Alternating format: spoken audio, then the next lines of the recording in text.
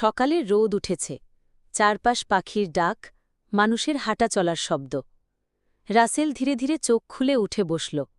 মাথা ভার, শরীর ঠান্ডা। সে যেই ঘরে ছিল, যেটাতে সে রাত কাটাল, ভয় পেল, ছায়া দেখল, সেই ঘরটা সকালে একদম ভিন্ন রকম লাগছিল। সে উঠে বাইরে বেরিয়ে এল। হাঁটতে হাঁটতে সে বুঝল, এই ঘর সে চিনে না, এই জায়গাটা তার বাসার মতো না। চারপাশে অদ্ভুত নীরবতা, শুকনো গাছ আর গন্ধ, একটা অদ্ভুত গন্ধ, যেন পুরনো পচে যাওয়া মাটির গন্ধ। রাসেল পেছনে ফিরে তাকাল। তার চোখ ছানা বড়া হয়ে গেল। সেই ঘর না, ওটা ছিল একটা পুরনো কবরস্থান।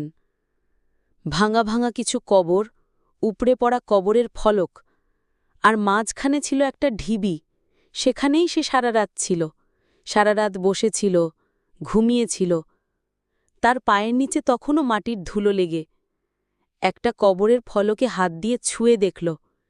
সেখানে লেখা, মৃত রাসেল আহমেদ, মৃত্যু 2 বছর পূর্বে। গলা শুকিয়ে গেল। সে কাঁপা কাঁপা হাতে পকেট থেকে ফোন বের করল। ফোন চালু হয় না, ব্যাটারি নেই, কিন্তু স্ক্রিনে ঠিক একটা ফ্ল্যাশ আসে, 1 সেকেন্ডের জন্য। আর সেখানে শুধু একটা লাইন, তুই ঘর খুঁজেছিলি, আমি তোকে কবর দিলাম।